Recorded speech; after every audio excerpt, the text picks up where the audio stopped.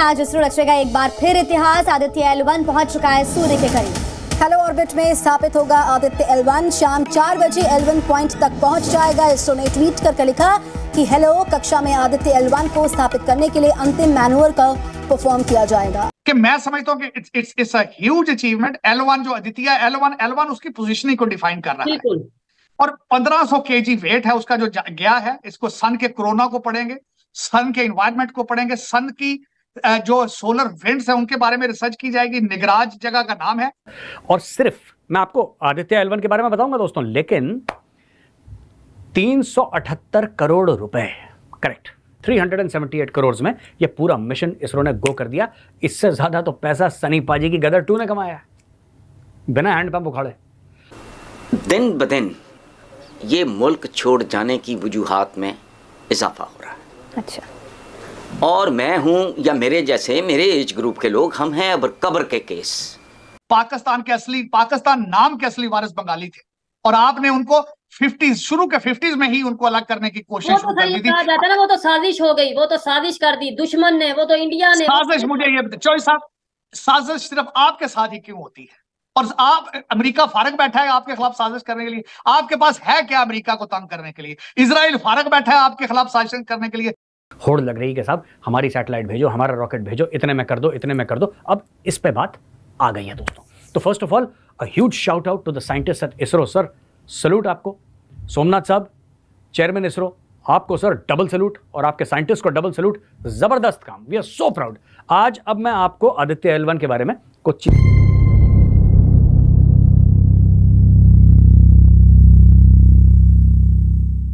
नमस्कार दोस्तों। चांद पर उतरने के बाद भारत एक और इतिहास रचने के बेहद करीब है। सूर्य मिशन पर निकला भारतीय इसरो का आदित्य L1 शनिवार शाम 4 बजे अपने मंजिल लैंडर पॉइंट 1 पर पहुंचने के साथ अंतिम कक्षा में स्थापित हो जाएगा। यहां आदित्य 2 वर्ष तक सूर्य का अध्ययन करेगा और महत्वपूर्ण आंकड़े जुटाएगा। भारत के इस पहले सूर्य अध्ययन अभियान को इसरो ने 2 सितंबर को लॉन्च किया था। L1 पॉइंट के आसपास के क्षेत्र को हेलो ऑर्बिट के रूप में जाना जाता है, जो सूर्य पृथ्वी प्रणाली के बीच मौजूद 5 स्थानों में से एक है, जहां पिंडों को गुरुत्वाकर्षण प्रभाव के बीच सामान्यता है। मोटे तौर पर ये वे स्थान हैं जहां दोनों पिंडों की गुरुत्व शक्ति एक दूसरे के प्रति संतुलन बनाती है। सूर्य और पृथ्वी के बीच इन 5 स्थानों पर स्थिरता मिलती है, जिससे यहाँ मौजूद वस्तु सूर्य या पृथ्वी के गुरुत्वाकर्षण में नहीं फंसती है। L1 बिंदु पृथ्वी से लगभग 15 लाख किलोमीटर दूर है। यहाँ पृथ्वी और सूर्य के बीच की कुल दूरी का केवल 1% है। दोनों पिंडों की कुल दूरी 14.96 करोड़ किलोमीटर है। इसरो के एक वैज्ञानिक के अनुसार हेलो ऑर्बिट सूर्य के चारों ओर पृथ्वी के घूमने के साथ साथ घूमेगा। आदित्य L1 की तरफ आते हैं, जो अभी आज ही जो कुछ ही घंटों पहले मिशन सन लॉन्च किया गया है। सर एशिया का ये मिशन है, इंडिया का मिशन है, या क्या कहेंगे? पाकिस्तान भी इसके ऊपर उतना ही मतलब खुश होना चाहिए, क्योंकि एशिया में पहला कंट्री है जिसने ये मिशन लॉन्च किया है इस तरीके से। मैं चॉइस सब चंद्रयान पे भी खुश था। मैं चंद्रयान की मैंने वहां पहुंचने को सेलिब्रेट किया है। यहाँ पे दोस्तों के साथ बैठ के हमने इसको सेलिब्रेट किया है।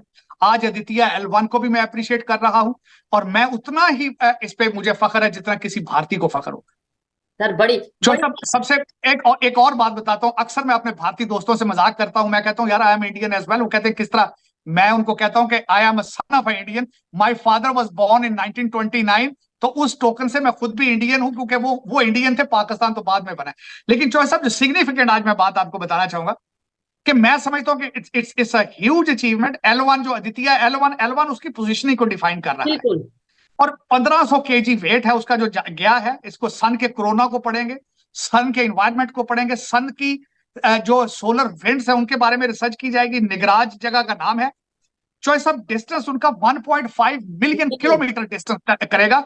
4 महीने लगेंगे और अगर उन किलोमीटर्स में देखा जाए, अगर गाड़ी चलाएं तो आपको 2 साल लगेंगे वहां सर, पहुंचने में। इसमें एक बात मैं ये कहना चाहूंगा, वैसे तो मिशन मून को लेके भी बहुत खबरें आ रही हैं। कुछ लोग ये कह रहे हैं कि चंद्रयान 3 ने ऑक्सीजन वहां पे जो सा उसको ऑब्जर्व किया है। इसके अलावा और भी बहुत सी ऐसी चीजें जिनके ऊपर बात की जा रही है। चंद्रयान 1 की अगर बात करें, उसने वाटर के हवाले से ऑलरेडी अपना स्टडी को डिस्कस किया था। सर, फायदा क्या है? मतलब पाकिस्तान की पब्लिक से बात करते हैं कि इंडिया देखें चांद पे पहुंच गया, इंडिया मिशन सन लॉन्च कर चुका है, कि सन के करीब 3 जाके सन को स्टडी करेगा। लोग कहते हैं भाई फायदा क्या है, ये तो मतलब ऐसे फजूल चीज है, इसका क्या फायदा है? सर जरा बताइएगा फायदा क्या है इसका। चौसा, सबसे पहले तो बात मैं ये बताना चाहूंगा कि चंद्रयान की जो कास्ट थी वो 76 मिलियन थी। इसकी कास्ट जो है द्वितीय L1 की 46 मिलियन है, इसका बजट था। देखिए, सबसे बड़ा फायदा मैंने आपको शायद बताया था कि फ्यूचर में इतनी चीप ट्रैवलिंग जो है, अगर वो भारतीय कर रहे हैं तो वो सारा दुनिया का बिजनेस भारत में आएगा। दूसरा मैं ये बताना चाहूंगा कि अगर भारत की क्रेडिबिलिटी बढ़ती है तो आपकी क्रेडिबिलिटी भी बढ़ेगी दुनिया के ममालिक में, क्योंकि हम डीएनए हमारा एक है, हम एक ही लोग हैं। तो उसमें हमें उसको ये सोचना चाहिए, हम दुनिया के अंदर अगर देखा जाएगा, हमारी जाबें, हमारी क्रेडिबिलिटी, हमारे स्कूलों में एडमिशन, हमारे IQ लेवल, हमारी चीजें, हमें भी उतनी तकवीत मिलेगी जितनी भारत को मिलेगी। और दूसरा मैं एक और चीज कहता हूं हमेशा, चॉइस साहब, जब समुद्र राइज करता है तो वो एक किश्ती ऊपर नहीं जाती, सारी किश्तियां ऊपर जाती। जब टाइड आती है सारी किश्तियां, तो जब भारत में टाइड आएगी, तरक्की आएगी, पड़ोस में भी उसका असर पड़ेगा। हमारे बच्चे भी ये देखेंगे कि भारत कर रहा है तो it is possible in Pakistan. Sir, लेकिन अगर कोई कश्ती ये कहे मुझे समंदर में नहीं, मुझे साथ दलदल में चलना है, तो वो फिर उसकी अपनी मर्जी है, फिर समंदर का उसमें कसूर नहीं रहता, उसमें उस कश्ती का कसूर रहता है। और ये एग्जांपल डेफिनेटली जो समझदार हैं वो समझ सकते हैं। आप ये सोचिए कि चंद्रयान यहाँ पे भेजते हैं, वो ऑर्बिट लेता है, स्लिंग करता है, चांद पे जाता है, परफेक्ट लैंड करता है। ये आदित्य L1 यहाँ से टेक ऑफ करता है, जाएगा 15 लाख किलोमीटर। भाई साहब, 15 लाख किलोमीटर ट्रैवल करके जाएगा। सोचिए कितनी बड़ी बात है। और इससे यह पता लगता है कि हमारे साइंटिस्ट ने क्या हासिल करा है देश के लिए। यह बहुत बड़ी चीज़ है दोस्तों। इसके अलावा दोस्तों, यहाँ पे हमारे पास एक और बड़ी धाकड़ खबर है। देखिए, अच्छी खबर के लिए भारत और बुरी खबर के लिए Pakistan. Okay, let's go to Pakistan. कुर्सी की पेटी बांध के रखिएगा, आपकी फ्लाइट टेक ऑफ करने वाली है। चलिए, आपको हम ले चलते हैं इस्लामाबाद। ठीक है भाइयों, इस्लामाबाद। देखिए, पाकिस्तान का जो केयरटेकर प्राइम मिनिस्टर है अनवर उल हक काकड़, ये कहता है कि जो बिजली के बिल है ना, ठीक है, ये जो बिजली के बिल हैं जिसके लिए लोग खुदकुशियां कर रहे हैं, जिसको जला रहे हैं लोग, डिस्ट्रीब्यूशन कंपनीज पे हमला कर रहे हैं, मौतें हो रही हैं, ऑलराइट, लोगों ने हथौड़े लेके मीटर तोड़ दिए, अपने खंबे जला दिए लोगों ने। वो कह रहा है यार ये नॉन इशू है। वो कहता पाकिस्तानी ऐसी जो मीडिया इसको कवर कर रहा है, ये ऐसी मायूसी फैला रहा है यार, मीडिया फालतू की बातें करता है मीडिया यार, इसको मीडिया को 2 रुपए की तमीज नहीं है पाकिस्तानी मीडिया को। कह रहा है इशू है ही नहीं।